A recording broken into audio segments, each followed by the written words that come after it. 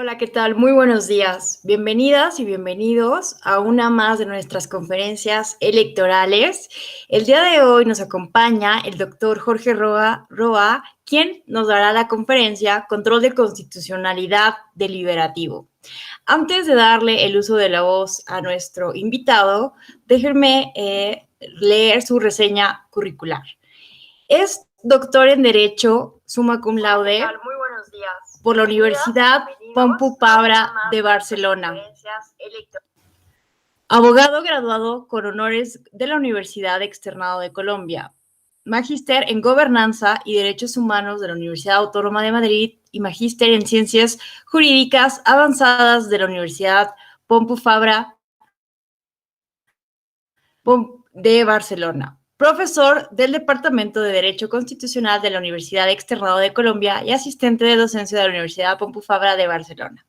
En 2012 obtuvo el premio conmemorativo del Bicentenario de la Constitución de Cádiz a la investigación en Derecho Constitucional, conferido por el Ministerio de Educación de España y el Consejo Superior de Investigaciones Científicas. En 2018 obtuvo la mención del premio Nicolás Pérez Serrano a la mejor tesis doctoral en Derecho Constitucional, conferido por el Centro de Estudios Políticos y Constitucionales de España. Ha sido investigador visitante de la Universidad de Trento, Italia, y del Max Planck Institute for International Law and Comparative Public Law de Heidelberg, Alemania. Es profesor invitado de distintas universidades en Brasil, Bolivia, Chile, Guatemala, Ecuador, España, Italia y México. También se desempeña como magistrado auxiliar de la Corte Constitucional de Colombia. Entre sus libros publicados se encuentra Control de Constitucional Deliberativo, Derechos Políticos y Garantías Judiciales en Procesos de Impeachment, Subsidiariedad y Deferencia, la acción pública de constitucionalidad a debate, la función consultiva de la Corte Interamericana de Derechos Humanos. Y bueno, y sin más preámbulo, agradecemos la invitación y agradecemos la presencia este día del doctor Jorge Néstor Roa y le cedemos el uso de la voz. Muchísimas gracias, Alejandra. Muy buenos días. Quiero, en primer lugar, y como corresponde, manifestar mi felicidad por estar hoy, aunque sea virtualmente, en el Tribunal Electoral del Poder Judicial de la Federación. Y, por supuesto, a ti, Alejandra, por presentarme, y al doctor Leopoldo Gama por haberme cursado esta invitación. Decía antes de que estuviéramos al aire que esta semana, aunque yo estoy aquí en mi casa en Bogotá, esta semana ya es la tercera ocasión en que estoy dando una conferencia en México y que siempre me causa mucho orgullo y mucha felicidad estar allí compartiendo con los y las colegas de México. Desde luego mucho más cuando después de mi conferencia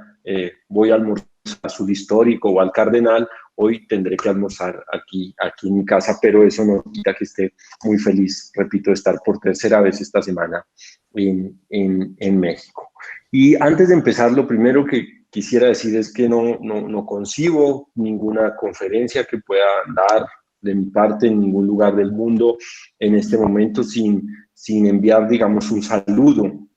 de solidaridad para todos y para todas ustedes en México, en sus casas, en sus familias, y mis deseos de salud en medio de este contexto tan difícil. Dicho todo lo anterior, entonces, yo creo que a mí me han invitado a dar esta conferencia que se llama Control de Constitucionalidad Deliberativo, pues porque yo escribí este libro que se llama Control de Constitucionalidad Deliberativo. Es un libro cuya lectura yo recomiendo, cuya compra no recomiendo su compra, pero sí recomiendo su lectura. Y un poco lo que me gustaría compartir con ustedes en los próximos 35 minutos son tres elementos, es decir, ¿por qué se escribe este libro? ¿En qué contexto escribo este libro? ¿Cuál es el propósito de este libro y cuál es la estructura del libro? Digamos, no se trata de la presentación de un libro ni de una conferencia destinada, digamos, a promocionar un libro,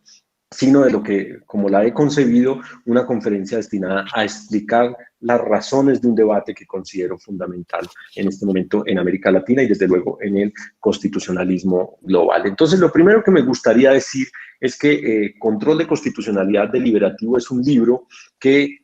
incurre en uno de los debates clásicos, pero digamos antiguos, pero también renovados del derecho constitucional y de la teoría constitucional y desde luego también de la filosofía política, que es el debate sobre las credenciales democráticas del control de constitucionalidad, sobre la compatibilidad o incompatibilidad, según se vea, de la justicia constitucional con la democracia, o de la tensión, si se quiere ver en términos de principios, entre el principio democrático y el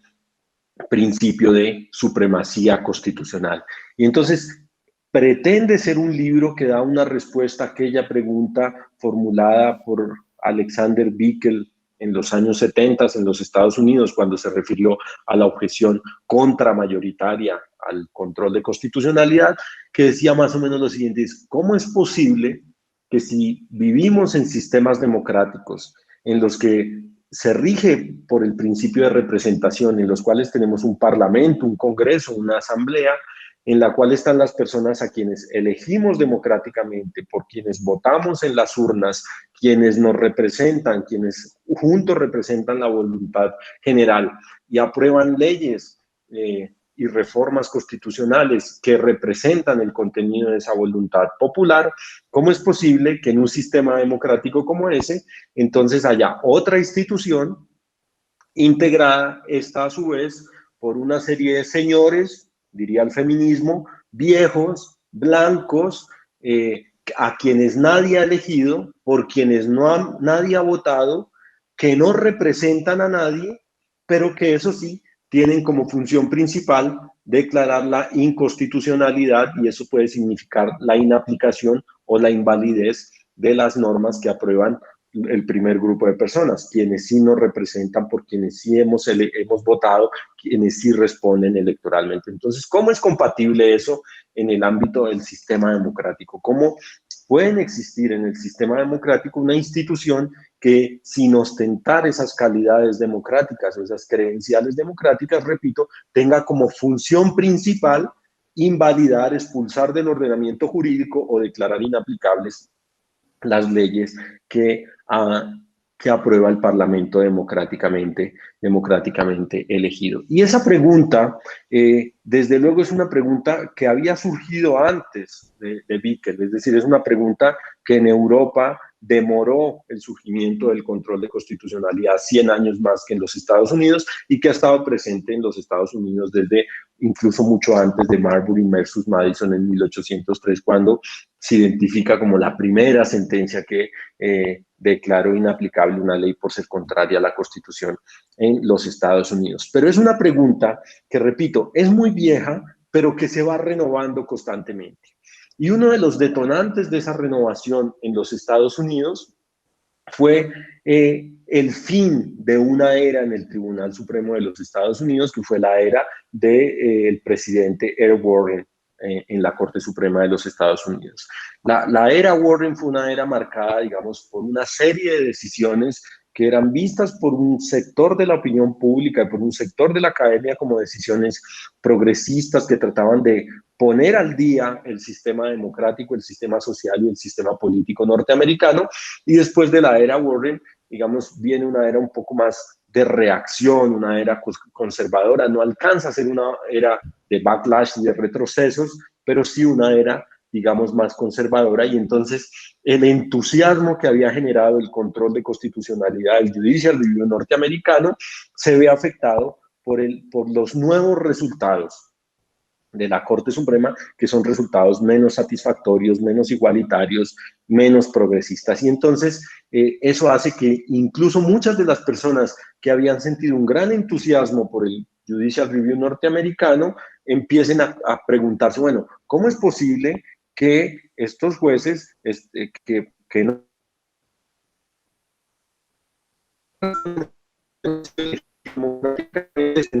serie de decisiones? Entonces, scholars, de investigadores que estaban entusiasmados con el Judicial Review y que se ven decepcionados por los resultados que empieza a producir la Corte posterior a Warren y que empiezan a cuestionar las credenciales democráticas del Judicial Review, y a ellos se suman una serie de colegas que nunca estuvieron entusiasmados por el Judicial Review y que profundizan sus críticas a la existencia misma del control de constitucionalidad en los Estados Unidos, y a este segundo grupo se suma un tercer grupo de colegas que se forman, que hacen sus estudios de derecho, leyendo las decisiones de la nueva corte, la corte Rehnquist, y que crean una cierta diferencia, repulsión por las decisiones de la Corte Suprema, y entonces se juntan esas tres cosas y cobra mucho vigor la preocupación por las credenciales democráticas del control de constitucionalidad en los Estados Unidos. Y ese es el contexto en el que muchos de colegas latinoamericanos que se forman en los Estados Unidos, ese es el contexto del cual ellos beben. Entonces, es muy importante entender, por ejemplo, uno de los trabajos más importantes en América Latina, La justicia frente al gobierno, de Roberto Gargarella, que es un trabajo que se inserta en ese contexto, en un contexto en el que hay un profundo desánimo de la academia, de la sociedad civil y de sectores progresistas norteamericanos por los resultados del control de constitucionalidad en los Estados Unidos, y ese desánimo se traduce, por los resultados se traduce en un cuestionamiento muy fuerte a la institución misma del control de constitucionalidad. Desde luego, el debate permite, digamos, que también se fortalezcan algunas de las respuestas que se habían dado ya en los Estados Unidos para intentar defender las credenciales democráticas del control de constitucionalidad, respuestas que son de todo tipo, conservadoras, progresistas, liberales. El originalismo cobra mucha fuerza, entonces aparecen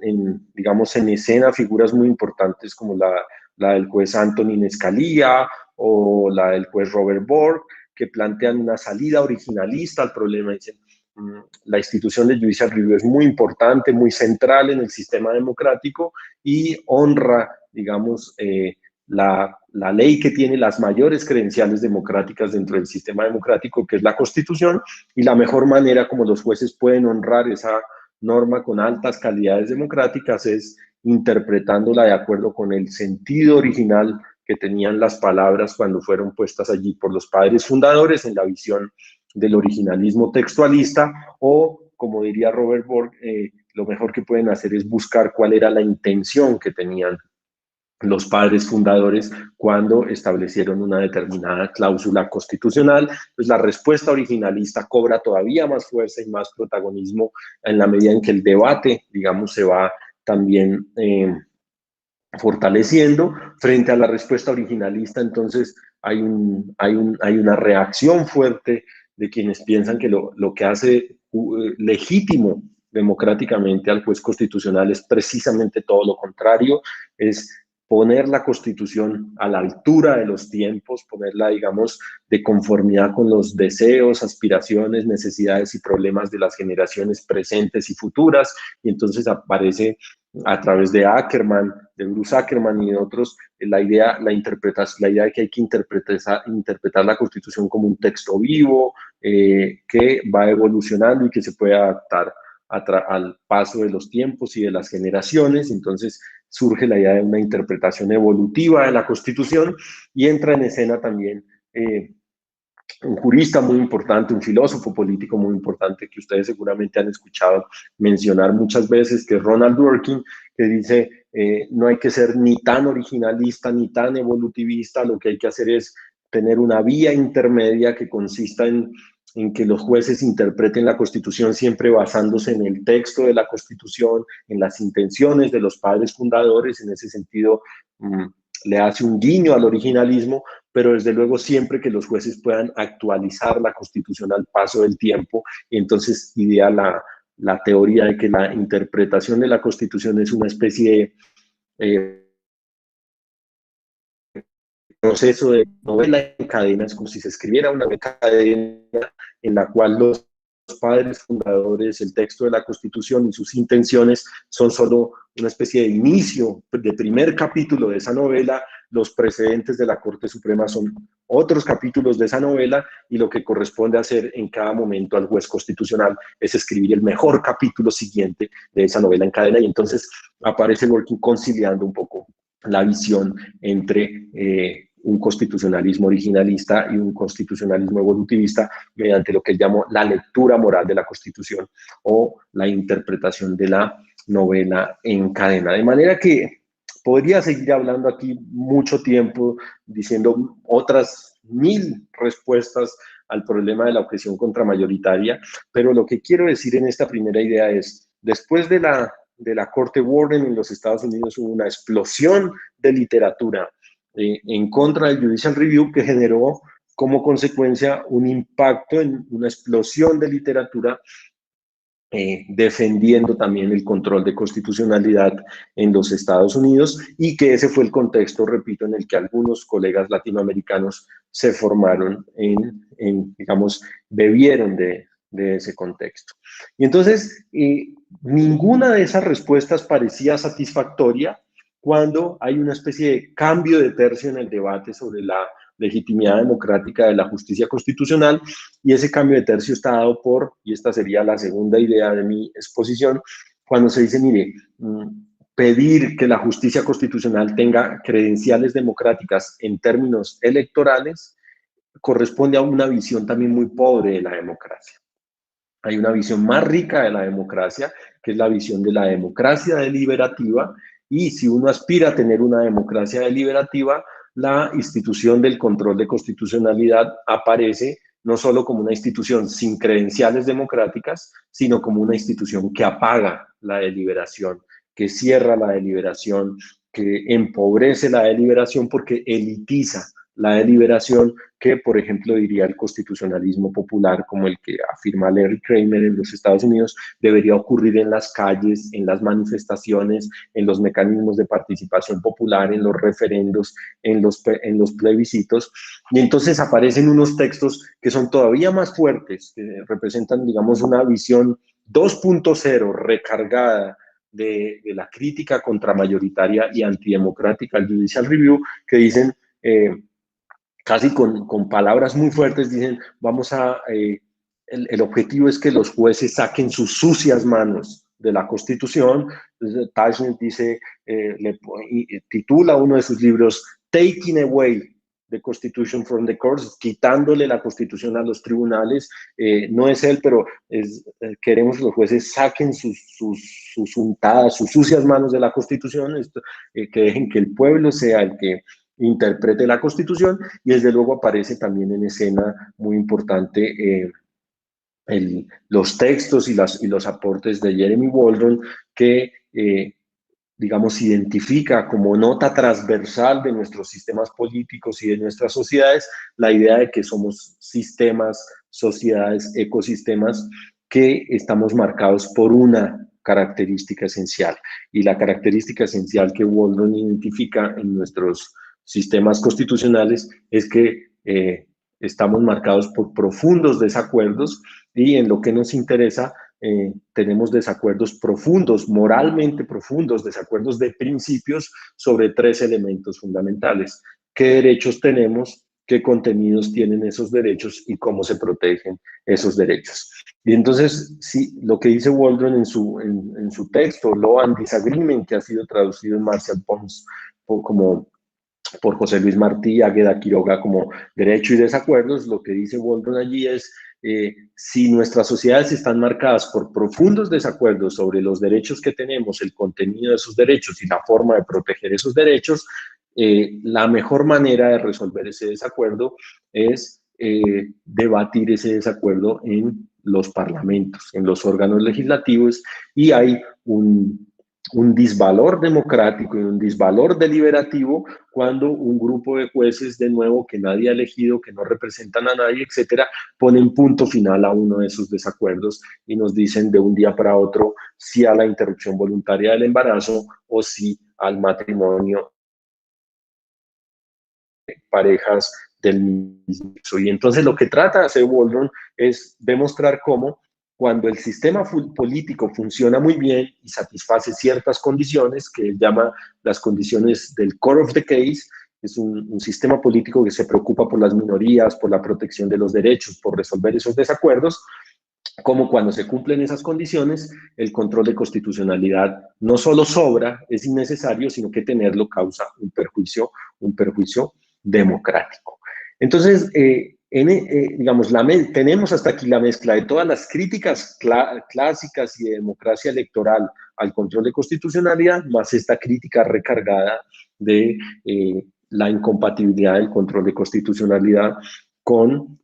una versión recargada también de la democracia, que sería la versión del constitucionalismo, de la democracia deliberativa. Y entonces,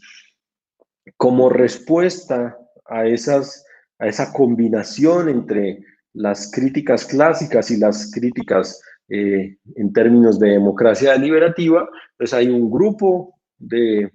gente, de personas que nos hemos preocupado por pensar cómo se puede defender la justicia constitucional, cómo se pueden explicar o fundamentar sus credenciales democráticas en términos de democracia electoral, pero también en términos de democracia deliberativa. Entonces, si a mí me preguntan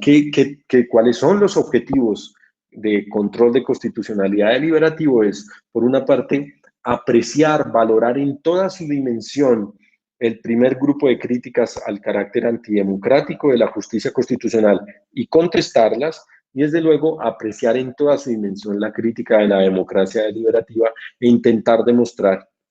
cómo el control de constitucionalidad no solo es compatible con la democracia, sino que además puede ser una institución deliberativa en sí misma que fortalece una visión deliberativa de la democracia. Y lo que hay, digamos, de plus en control de constitucionalidad deliberativo son dos elementos o tres elementos. El primer elemento es que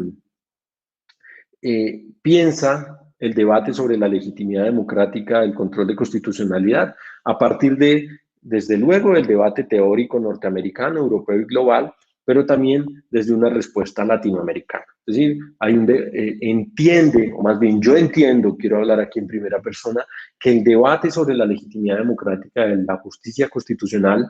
desde luego que tiene un aspecto fundamentalmente teórico, pero es esencialmente un debate contextual. Es decir, cuando uno quiere saber si un sistema político necesita justicia constitucional y qué tipo de justicia constitucional necesita, entonces lo que tiene que hacer es poner una especie de termómetro que le permita entender las circunstancias y las condiciones contextuales de cada sistema político y democrático. Entonces ahí hay un debate contextual y derivada de esa idea de que el debate tiene que ser contextual, tiene que ser un debate que combine lo teórico con los diseños institucionales. Es decir, también el contexto nos dice qué tipo de justicia constitucional y qué diseño concreto, qué arquitectura constitucional necesitamos de nuestras judicaturas y de nuestras estructuras judiciales. Y el tercer plus que yo diría es que hay una visión desde América Latina, donde, digamos, hay una especie de, se levanta la mano y se dice un momento, es decir, América Latina está muy bien, el debate norteamericano está muy bien, el debate europeo, los juristas latinoamericanos estamos obligados a conocer y estar profundamente actualizados en esa teoría estándar, pero en lugar de la importación acrítica de las teorías europeas o norteamericanas a nuestros debates, tenemos que ver también primero, una importación crítica, digamos, tamizada de lo que puede y no puede servir en América Latina, y segundo, ver cómo la región también produce un debate propio y aporta algo a la teoría estándar de la justicia constitucional. Entonces, la preocupación es cómo diseñar los sistemas de justicia constitucional, cómo hacerlo pensando en América Latina y cómo preocuparnos por adaptar un sistema de justicia constitucional a nuestros sistemas democráticos y a nuestros sistemas constitucionales. Y el último punto en el que control de constitucionalidad deliberativo pone algún necesidad de ciudad sufre las consecuencias jurídicas normativas, pero las consecuencias prácticas de los actos normativos inconstitucionales, es el ciudadano el que tiene que estar en el centro del control de constitucionalidad. Y entonces, por eso, una de las tesis principales, de hecho, el control de constitucionalidad deliberativo tiene por subtítulo El ciudadano ante la justicia constitucional, que se refiere a una de las tesis principales del libro, y es que es importante abrir la puerta de los tribunales a la ciudadanía, y defiende el mecanismo de actio popularis o de acción pública de inconstitucionalidad. Entonces, en la tercera parte de mi exposición, lo que yo haré es contar un poco la estructura del libro, para, digamos, provocar un poco la discusión y la lectura de las tesis que aquí se defienden. Digamos que el libro comienza por demostrar que todos los miedos que existen a abrir las puertas de los tribunales a los ciudadanos son miedos infundados. Es decir, desde Kelsen, por ejemplo, se decía por allí en 1918, no es bueno, o más bien se decía, el mejor sistema de justicia constitucional es el que es abierto a la ciudadanía. Sin embargo, decía Kelsen, no es una buena idea abrirlo a los ciudadanos, porque si tenemos un mecanismos como la actio popularis, entonces van a ocurrir dos cosas. Por una parte, los ciudadanos van a demandar leyes por motivos superfluos, va a haber muchas acciones temerarias, y por otra parte, todos los ciudadanos van a demandar la constitucionalidad de las leyes, y eso va a hacer que el tribunal colapse, que el tribunal explote por sobrecarga de trabajo. Entonces, lo que hace el capítulo 3 del libro es demostrar cómo esos temores de Kelsen eran razonables, pero no tenían la entidad suficiente como para desaconsejar la existencia de la acción pública de constitucionalidad, la apertura de los tribunales a la ciudadanía, sino simplemente poniéndola en sus justas proporciones. Lo que nos indicaban era la necesidad de tener una especie de sistema de filtros que permitieran, por una parte, evitar las demandas temerarias, y por otra, evitar el colapso o la sobrecarga de trabajo del tribunal. Entonces, lo que hace el capítulo 3 del libro es diseñar ese sistema de filtros que permite controlar la temeridad en las acciones de inconstitucionalidad y evitar que el tribunal, la Corte Suprema, la Suprema Corte de Justicia de la Nación, la Corte Constitucional, colapsen por avalanchas de acciones públicas de inconstitucionalidad contra las leyes aprobadas por el Parlamento. Y este capítulo es muy importante porque lo primero que nos dice es: tener apertura de los tribunales a la ciudadanía es posible, no es un ideal, no es un imposible fáctico, sino que es posible. Y entonces, sabiendo que ese sistema, ese diseño constitucional es posible, el capítulo 4 dice, bueno, ¿cuáles son las ventajas democráticas que representa tener un diseño institucional de la justicia constitucional abierto a la ciudadanía? Y entonces aquí una de las tesis fundamentales que se defiende en el capítulo 4 es que, en contra de lo que decía la objeción democrática de que solo el Parlamento representa a la ciudadanía, los jueces también nos representan. Y este es quizá uno de los elementos más importantes en términos de teoría democrática y de teoría constitucional que está en el libro, y es que los jueces constitucionales representan a la ciudadanía si estamos dispuestos a concebir opciones de representación democrática distintas de aquella que deriva del acto de que una persona vote por otra. Es decir, la crítica antidemocrática clásica lo que nos decía es: esas personas no nos representan porque nadie ha votado por ellos. Y entonces lo que se trata de decir en el control de constitucionalidad deliberativo es: esta es una idea muy pobre de la democracia, pero muy pobre también de la representación, porque podemos identificar funcionarios, personas que representan a la ciudadanía por las cuales ninguna persona ha votado. Y entonces el libro retoma, digamos, algunas de las ideas que han pensado otras formas de representación, como la idea de Robert Alexis, una idea, digamos, pobre, pero que fue enunciada en un artículo publicado en el Icon Journal, la idea de que hay una posibilidad de representación argumentativa. Pero en el libro me interesan más otras ideas, como las de Matthias Kuhn, Larry Seiger y Philippe, la cual los nos representan de una manera argumentativa, deliberativa, meritocrática. ¿A qué hace referencia esto? Hace referencia a que hay funcionarios públicos por los cuales nunca hemos votado y no hay representación, de la que hemos llamado aquí representación pobre electoral, pero que nos representan de manera meritocrática, de manera deliberativa, porque por sus condiciones personales y por sus condiciones institucionales son quienes están en la mejor posición para tomar esas decisiones. Por ejemplo,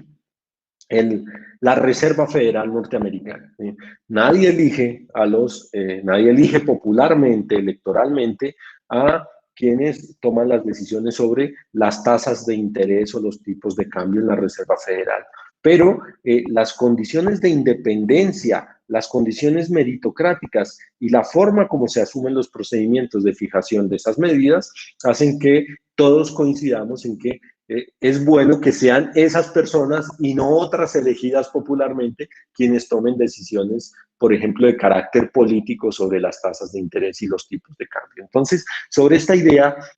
la idea es, si uno está dispuesto a pensar en nuevas formas de representación, como la representación deliberativa, argumentativa y meritocrática, puede encontrar que los jueces constitucionales, los jueces que realizan el control de constitucionalidad, representan a la ciudadanía en términos deliberativos, argumentativos y meritocráticos. Entonces, el capítulo 4 sostiene varias tesis, pero la que a mí me interesa destacar hoy en esta conferencia es la tesis de que los jueces constitucionales también nos representan y de que hay una visión muy pobre de la democracia cuando pensamos que las únicas personas que nos representan son aquellas cuya cara hemos marcado en un papel en las elecciones de cada 4 o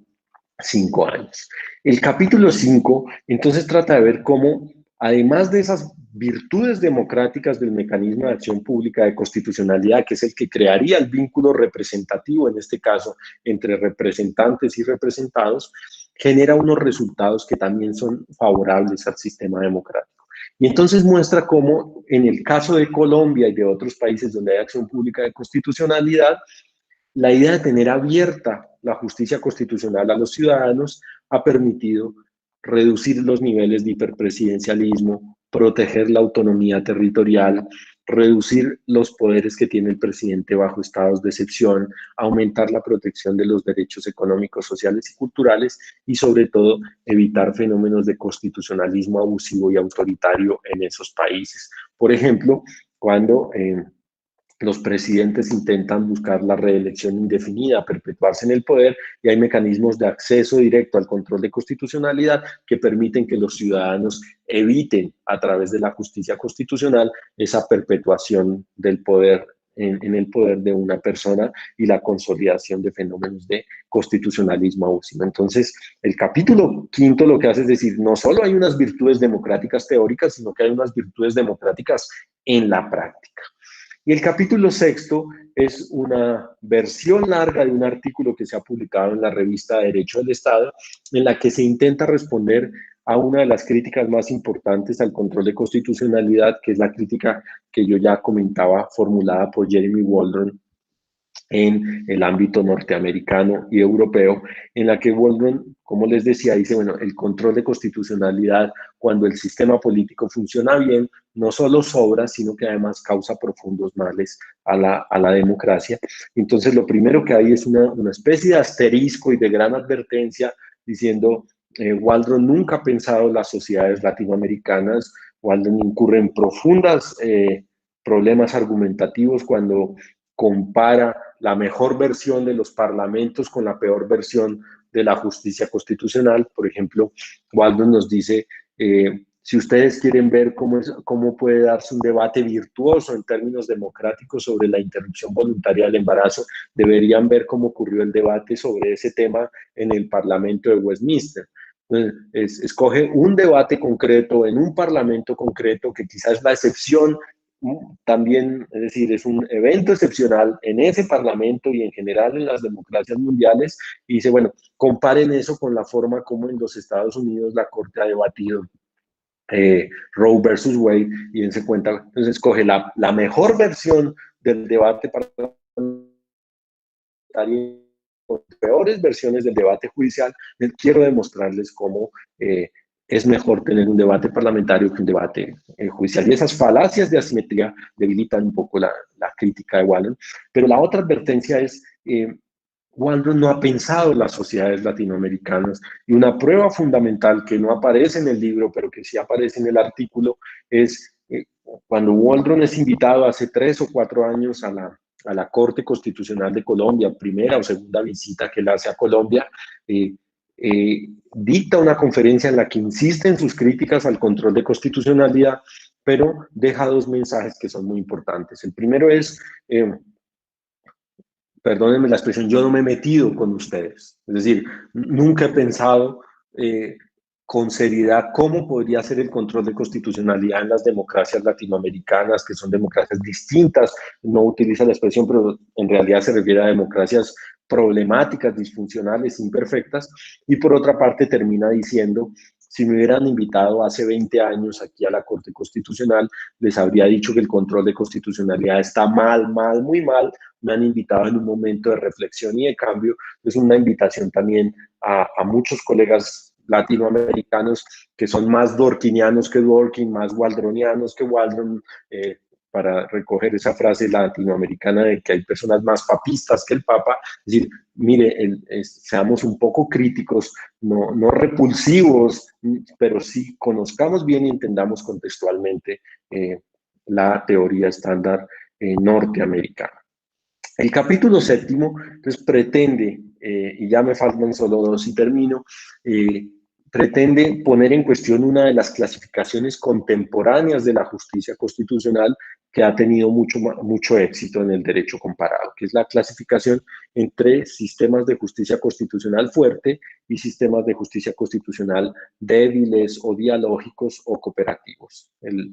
Digamos, la teoría constitucional comparada entiende que hay sistemas de justicia constitucional fuerte donde hay constituciones rígidas y los jueces se quedan siempre con la última palabra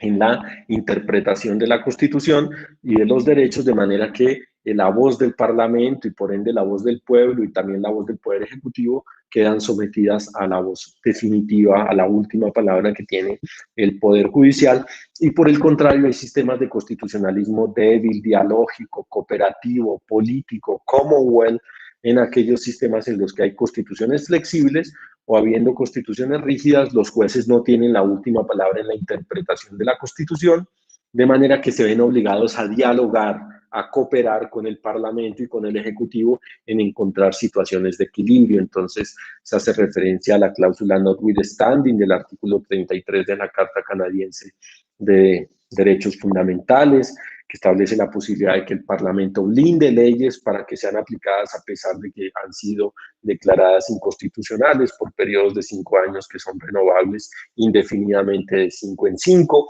o al mecanismo de las declaraciones de incompatibilidad introducido en el Reino Unido a partir de la vigencia en el año 2000 de la Human Rights Act, que fue aprobada en el año 98, de acuerdo con la cual los jueces pueden decir una ley es incompatible con la Carta de Derechos, con el catálogo de derechos, pero aún así la tienen que aplicar, y eso activa una vía rápida, un fast track, para que el Parlamento sea el que decida si cambia o no la ley para adaptarla al catálogo de derechos. Y derivada de esa clasificación, entonces, la teoría constitucional ha tratado de dar una especie de bendición democrática a los sistemas débiles, dialógicos y cooperativos, diciendo estos son compatibles con la democracia, mientras que ha condenado la incompatibilidad democrática de los sistemas fuertes. Y entonces lo que hay en el capítulo 7 es, primero, una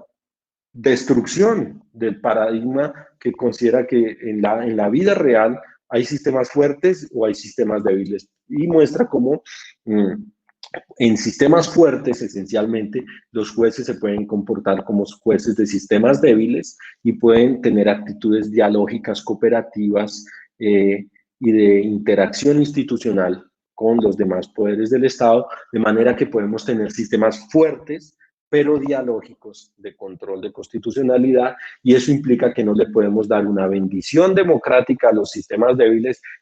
donde, por cierto, hay mucho menos diálogo. En Canadá no hay para nada diálogo. La teoría constitucional ha escrito bastante denunciando sistemas muy fuertes, incluso fuertes reforzados como el colombiano, en el cual hay diálogo e interacción entre los poderes del Estado. Y entonces, derivado de eso, lo que indica el capítulo 7 es, si tenemos sistemas fuertes y dialógicos de control de constitucionalidad, la medición de sus credenciales democráticas tiene que estar marcada por esa consideración y no por una especie de presunción de incompatibilidad con la democracia de los sistemas fuertes de justicia constitucional. Y finalmente, porque ya voy en el minuto y 22 segundos que me quedan, el capítulo 8 es un capítulo que se pregunta lo siguiente, y es: si abrir la puerta de los tribunales constitucionales, de la Suprema Corte de Justicia de la Nación, a los ciudadanos es un mecanismo tan maravilloso en términos democráticos, institucionales, ¿por qué no proponer que exista eso en todo el mundo? ¿Por qué no se había puesto la atención sobre este mecanismo previamente? Y entonces, lo que hace el capítulo 8 es dejar una perspectiva de investigación. La perspectiva de investigación es que quizá los sistemas constitucionales que pertenecen a su vez al sistema interamericano de protección de los derechos humanos deberían optar por tener mecanismos como la acción pública de inconstitucionalidad como una forma de garantizar la subsidiariedad efectiva de la Corte Interamericana de Derechos Humanos y en general del sistema interamericano cuando se trata de la responsabilidad internacional de los estados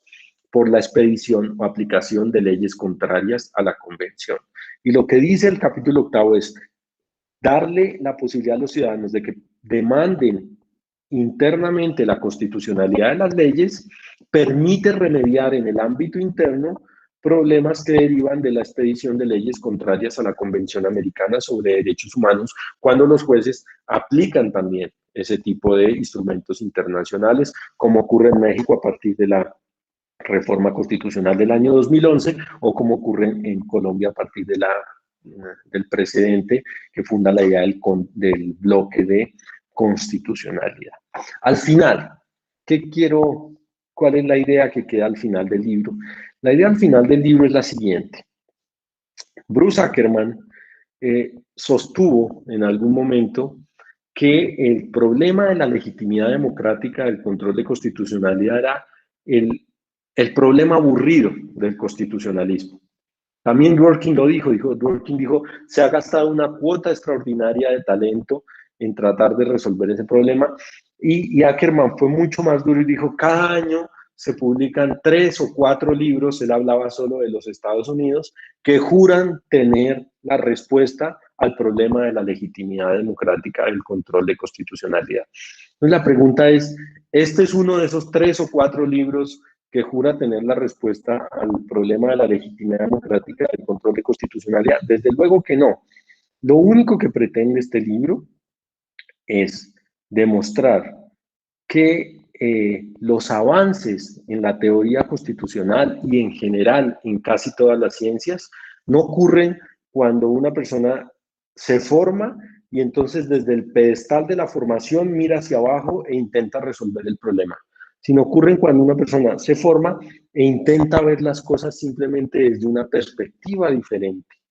de una perspectiva desde la cual nadie ha visto el mismo problema o no se ha visto el mismo problema. Y entonces lo que intenta hacer control de constitucionalidad deliberativo es asumir la perspectiva del ciudadano, de quien sufre las consecuencias, repito, para sus derechos de los actos normativos inconstitucionales y poner en el centro del diseño institucional de nuestros sistemas de justicia constitucional al ciudadano. Por eso se llama, repito, el ciudadano ante la justicia constitucional. Muchísimas gracias, doctor Roa. Sin duda ha sido bastante enriquecedor escuchar este panorama tan amplio y claro de cuál ha sido, digamos, el debate de esta objeción contramayoritaria.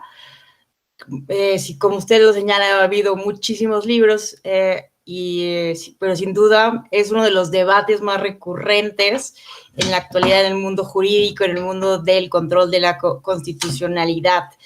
A mí me gusta cuando están estos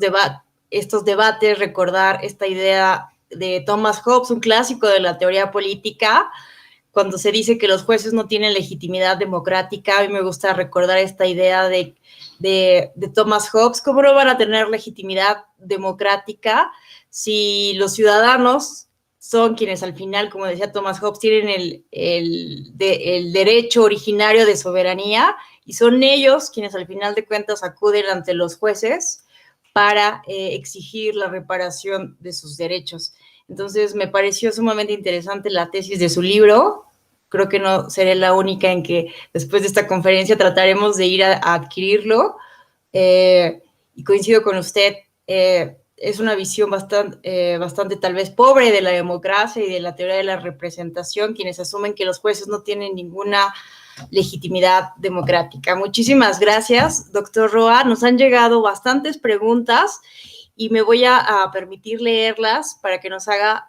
favor de responderlas. En primer lugar, tenemos la pregunta de Alonso. Señala: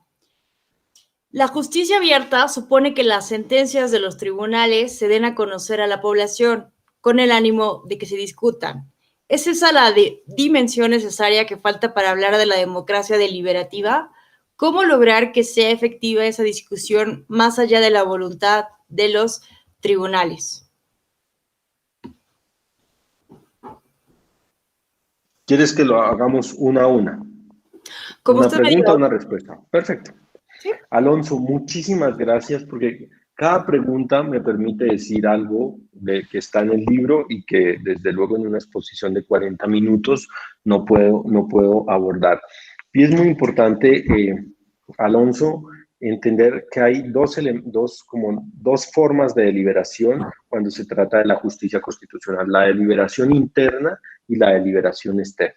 Como su nombre lo indica, la deliberación interna es la deliberación que ocurre dentro de los tribunales, cuando están decidiendo el caso. Y ahí la propuesta del libro es, con una comprobación empírica,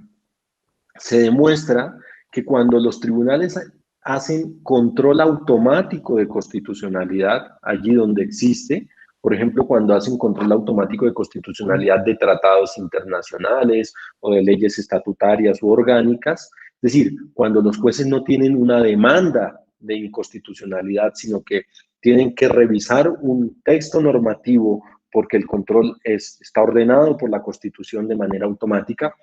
el estándar que aplican los jueces, la exigencia de los jueces es mucho menor. ¿Por qué? Porque la labor que tienen que hacer los jueces en esos casos es intentar pensar ellos mismos cuáles serían las razones por las cuales esa norma sería inconstitucional e intentar resolver esos problemas. En cambio, cuando el ciudadano es el primer eslabón de la justicia constitucional, los jueces tienden a ser más exigentes porque se enfrentan a un ataque de constitucionalidad contra la norma que están revisando, un ataque que ha sido formulado por los ciudadanos. Y un ataque que, si supera el sistema de filtros que también se propone, es un ataque cualificado deliberativamente. Entonces, lo primero que quería decir es, el acceso directo de los ciudadanos a la justicia constitucional, bien sea por la acción popular, por las audiencias públicas, por los amicus curiae, por lo que fuere,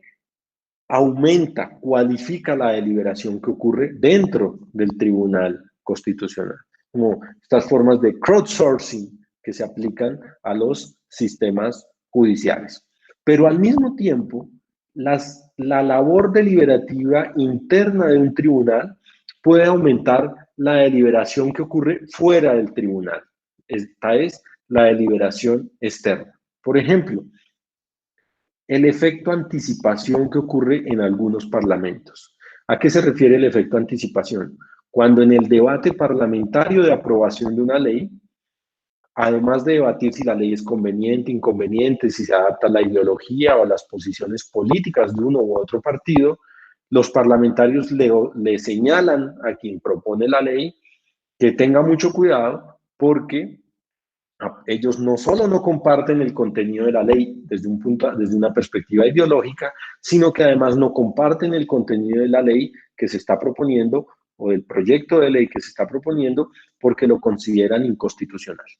En los países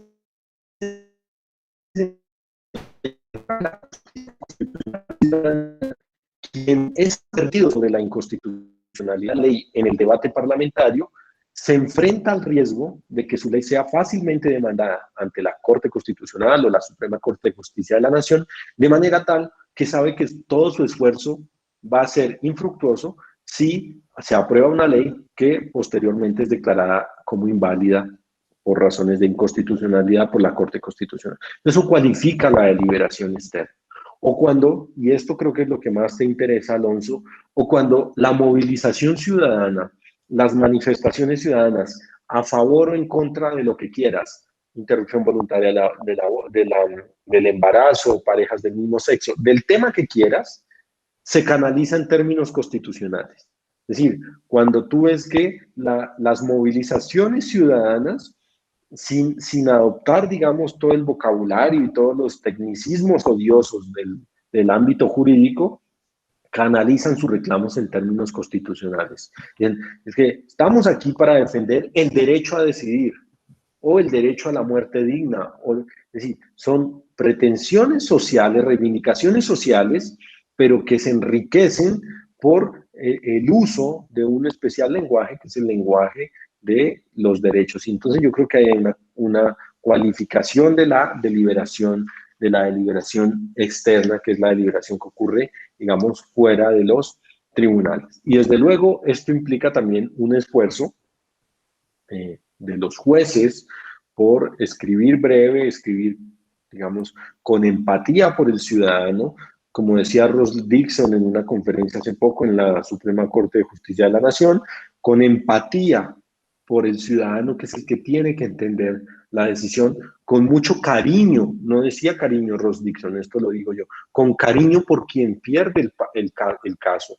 No sé si aquí hay jueces y juezas que nos están escuchando, no importa si son civiles, penales, electorales. A veces tenemos la idea de que la buena argumentación de una decisión judicial, como la buena argumentación de un texto, es la buena argumentación que demuestra hasta la saciedad cómo nuestra posición tiene razón y cómo la del otro, sea la contraparte, quien pierde el caso o en un debate académico, no tiene ningún asidero, ningún fundamento, ninguna razonabilidad. Yo pienso que es lo contrario, que la mejor argumentación es la argumentación que demuestra todo lo valiosa que es la otra posición, las mejores dimensiones, el buen sustento que tiene esa otra posición, la fortaleza, el vigor de esa otra posición y la forma como la nuestra, en cierto sentido, tiene también un asidero que hace que sea, digamos, prevalezca en una determinada discusión, pero también que son discusiones que quedan abiertas. Y pienso que esa actitud deliberativa de los jueces puede contribuir, desde luego, a su legitimidad social. Muchas gracias, doctor. La verdad es que ha sido muy profunda esta reflexión, me ha tocado. Creo que puede contribuir bastante a estos debates de cómo mejorar la ética dialógica y deliberativa y hacer también valiosa las posiciones contrarias de quienes debaten. Tenemos una pregunta de Ángel Rodríguez Méndez. Muchas gracias, doctor, por excelentes aportaciones y propuestas y reflexiones. Y pregunta, ¿cómo hacer efectivo el control de constitucionalidad en las democracias latinoamericanas, en donde su ordenamiento interno regula la figura de la reelección representativa? Yo pienso lo siguiente, Ángel, digamos, el drama de la reelección es un drama latinoamericano en la medida en que está conectado con el drama del hiperpresidencialismo. Vivimos en sociedades profundamente atravesadas por un hiperpresidencialismo constitucional, legal y social. Y la pandemia del COVID-19 ha sido el mejor ejemplo de que el hiperpresidencialismo no solo es jurídico, normativo, sino que es social. La influencia que tienen los presidentes en la conducta de la población es una influencia de la cual no habíamos tomado completa nota. Y es por ese nivel de concentración de funciones políticas, jurídicas y por ese nivel, digamos, de influencia social que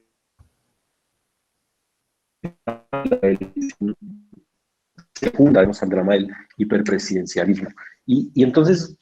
interpreto, Ángel, tu pregunta como, ¿cuál es la posibilidad que tienen los jueces de, digamos, jugar un rol específico digamos, en medio de esos dos dramas, la reelección y el hiperpresidencialismo? Y permíteme responder esta pregunta diciendo lo que no pueden hacer los jueces, lo que no deberían hacer, para que veamos un poco qué es lo que sí deberían hacer en materia de reelección. Como ustedes saben, en Bolivia, por ejemplo, se reformó la Constitución para permitir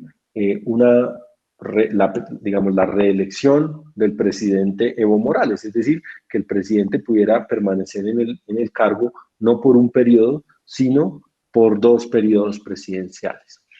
¿Qué fue lo primero que señaló el Tribunal Constitucional Plurinacional boliviano? Lo primero que indicó el Tribunal Constitucional Plurinacional de Bolivia es que el primer periodo presidencial de Evo Morales,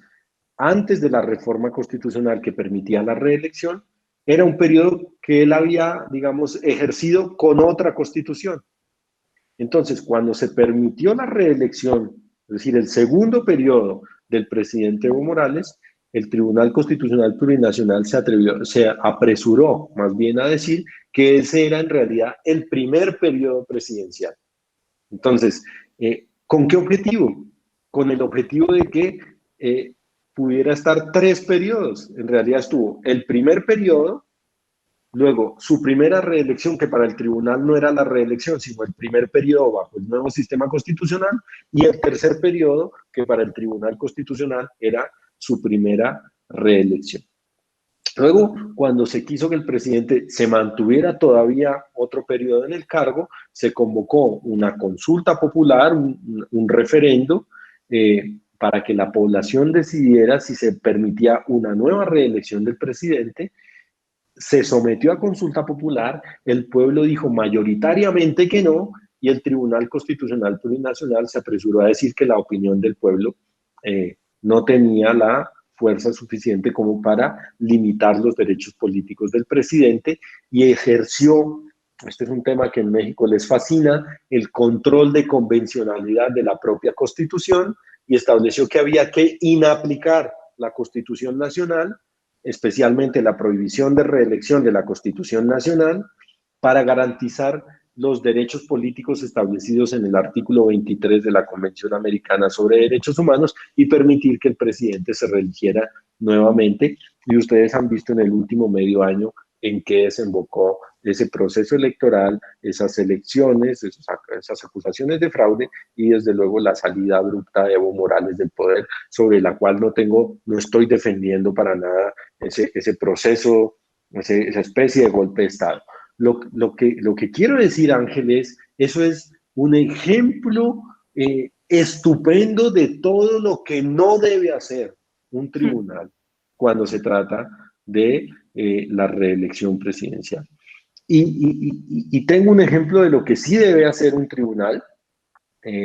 y no porque yo sea colombiano, participo muy poco de lo que se llama el patriotismo constitucional, es como pensar que lo que ocurre en mi país es maravilloso,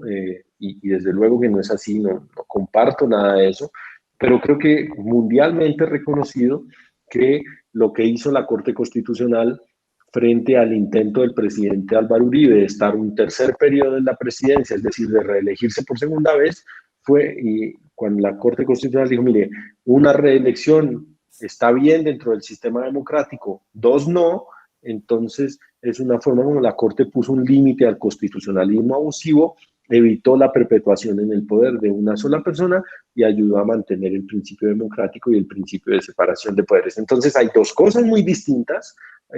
y yo creo, sin duda alguna, y repito, no tiene nada que ver con la conciencia occidental de que eso sea la Corte Constitucional colombiana y que yo sea colombiano, o del hecho de que hay 2 actitudes muy distintas, y yo, Ángel, sin duda, prefiero la segunda a el ejemplo boliviano, que repito, es un ejemplo muy claro de lo que no se debe hacer desde la judicatura para enfrentar fenómenos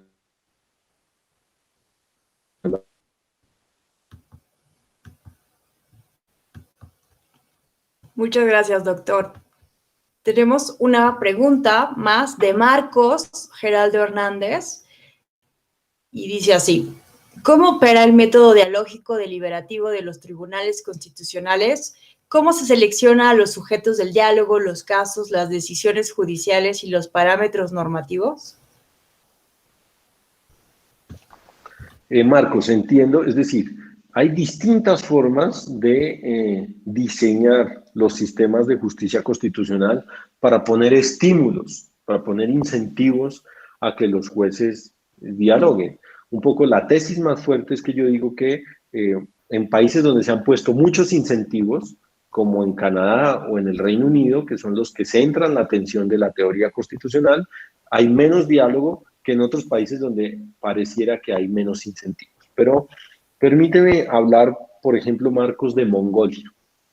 por salir un poco de la región. En Mongolia hay un sistema de justicia constitucional concentrado, es decir, hay un tribunal, una corte constitucional. ¿Cómo opera ese sistema constitucional? Esa corte constitucional está integrada por 9 jueces o juezas, magistrados o magistradas, y cuando están analizando la constitucionalidad o la inconstitucionalidad de una ley aprobada por el Parlamento, si al menos tres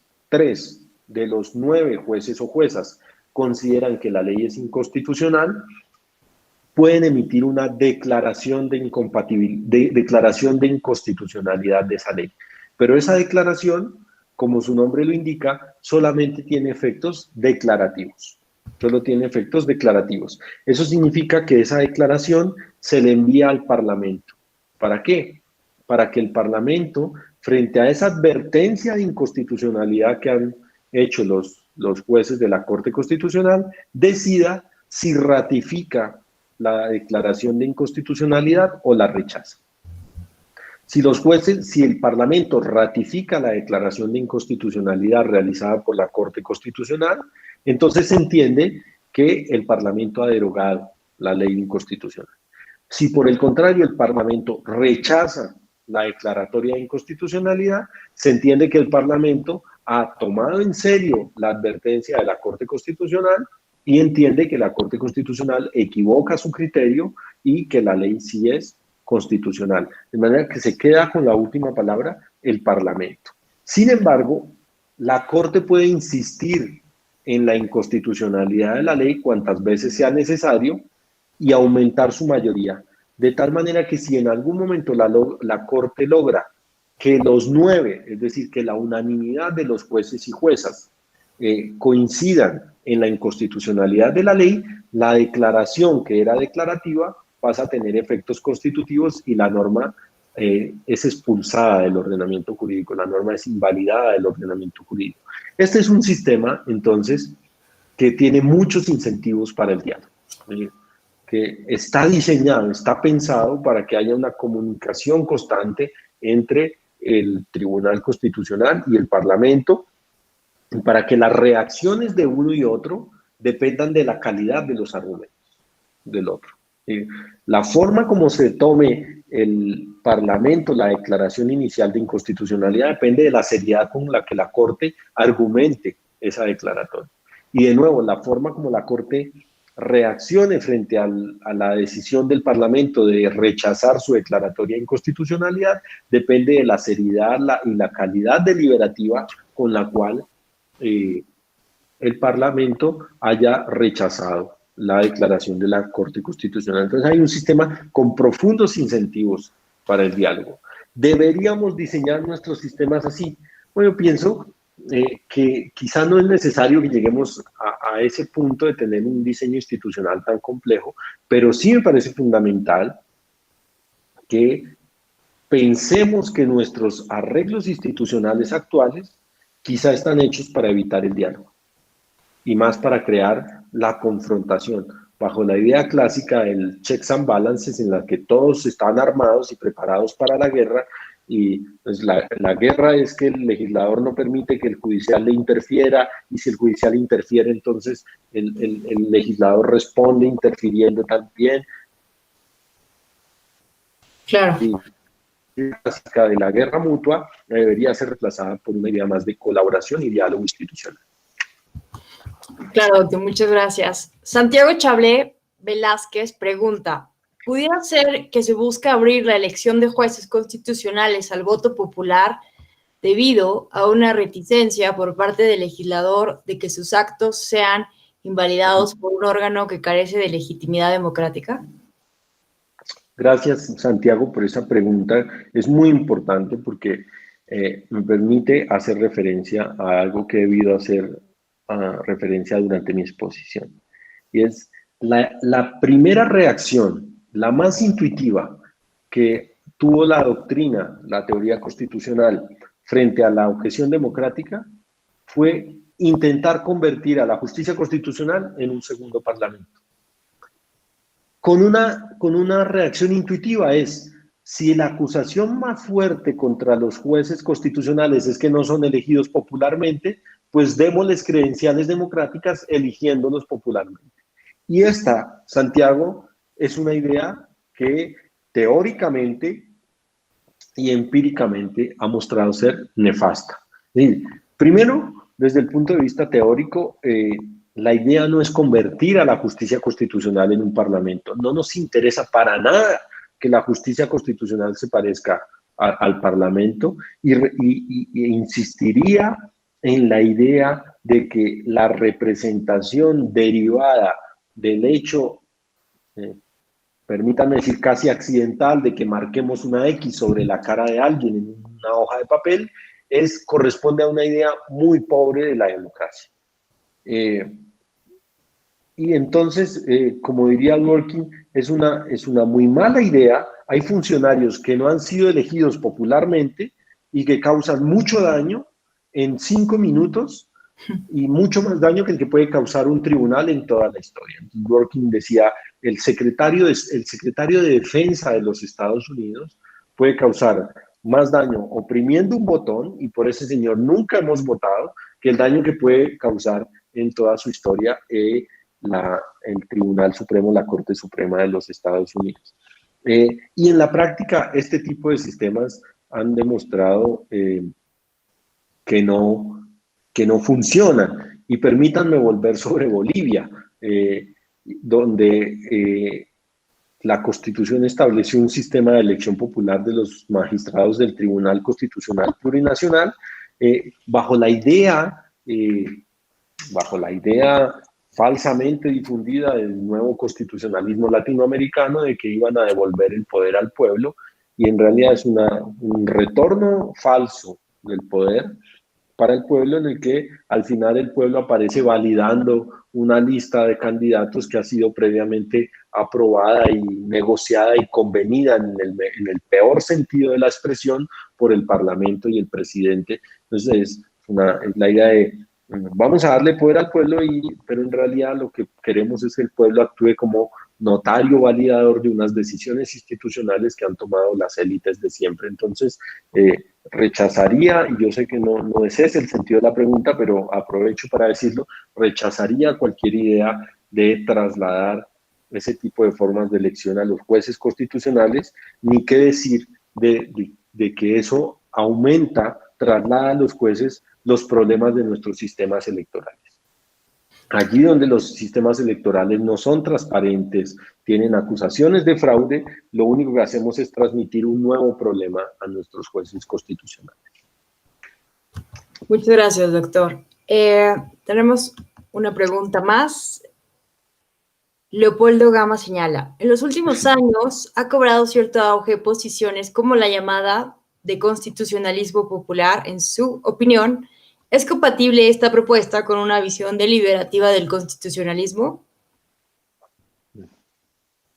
Yo pienso que ha habido un entusiasmo muy importante, es decir, el constitucionalismo popular ha jugado en los Estados Unidos un rol fundamental en términos de fortalecer la movilización social y de denunciar ciertos arreglos institucionales de élite y de procurar mecanismos de participación en un sistema que es marcadamente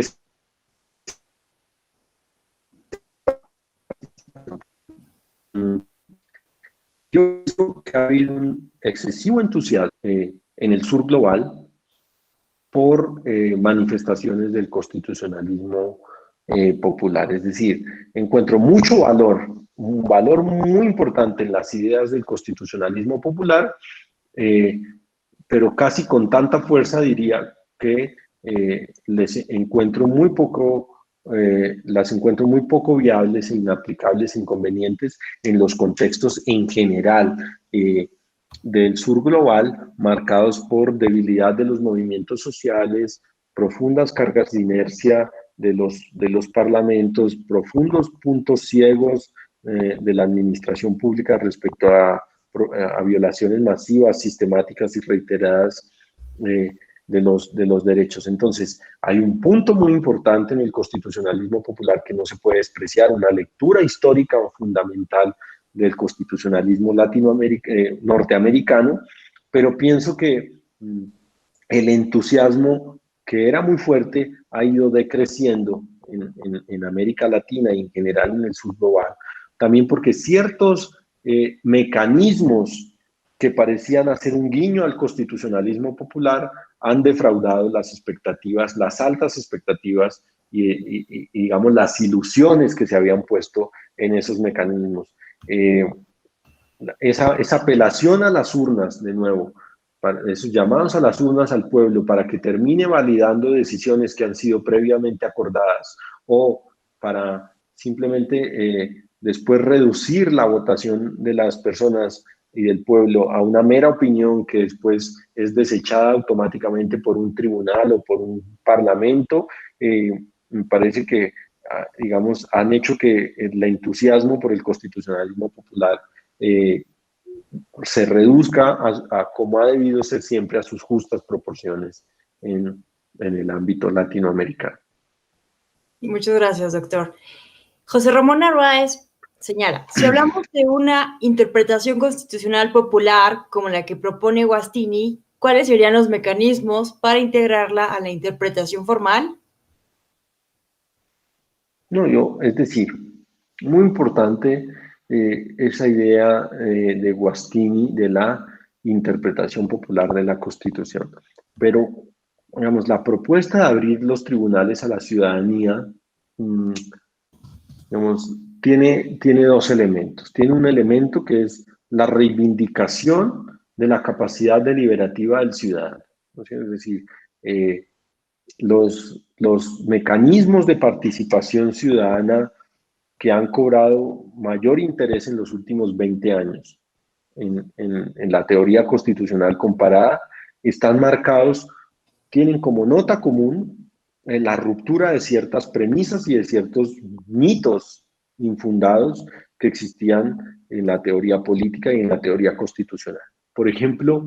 la idea de que a los procesos constituyentes había que llamar a políticos expertos, a constitucionalistas expertos, a tecnócratas que habían estudiado bastante cosas tan complicadas, algo que es muy pertinente decirlo ahora, como el sistema electoral, el funcionamiento de la fórmula DON o los sistemas proporcionales. Es decir, y lo que nos han demostrado esas nuevas experiencias, y pienso aquí por ejemplo, en Islandia, en el proceso constituyente de Islandia, en el que los ciudadanos fueron elegidos al azar y se permitió, digamos, la participación de toda la ciudadanía a través de las redes sociales y comentarios al proyecto de constitución a través de correos electrónicos. Lo que demostró es que se puede escoger perfectamente al carpintero, al tendero, al conductor, darles una formación rápida sobre los asuntos básicos, por ejemplo, las cuestiones básicas del sistema electoral, y que luego ellos pueden tener un debate razonable y muy fundamentado y tomar decisiones epistémicamente y epistemológicamente valiosas sobre, repito, asuntos tan complejos como ustedes bien lo saben, el funcionamiento del sistema electoral. Entonces, lo que nos dice esta experiencia es que no se trata solamente de una cierta de una interpretación popular de la Constitución como la interpretación que cualquiera quiere hacer por ahí en la calle de lo que entiende de la cláusula de dignidad humana, sino que hay una capacidad deliberativa muy fuerte de los ciudadanos que quizá estamos perdiendo, es decir, que hay un costo de oportunidad cuando desaprovechamos esa capacidad deliberativa en nuestros procesos de aprobación de las leyes, en nuestras decisiones en medio de una pandemia o en nuestros procesos judiciales sobre la constitucionalidad o inconstitucionalidad de una ley. Pues muchísimas gracias, doctor. La verdad es que ha sido bastante enriquecedor escuchar su ponencia. Hemos aprendido bastante en esta conferencia y estaremos adquiriendo su libro a la brevedad. Y sin más, no queda más que agradecer haber aceptado la invitación para estar con nosotros esta mañana a nombre de los magistrados y magistradas del Tribunal Electoral del Poder Judicial de la Federación, del magistrado Felipe de la Mata y de la doctora Gabriela Rubalcaba. Agradecemos su participación en esta conferencia electoral. De nuevo, muchísimas gracias, pues por supuesto, al Tribunal Electoral del Poder Judicial de la Federación, a la Escuela Judicial Electoral, de nuevo, Leopoldo Gama, Alejandra, y por supuesto a todos y a todas ustedes por su asistencia virtual. Ha sido un placer. Muchas gracias, doctor, y gracias a todos a quienes nos siguieron a través de las redes sociales y del canal de YouTube del Tribunal Electoral del Poder Judicial de la Federación. Hasta la próxima.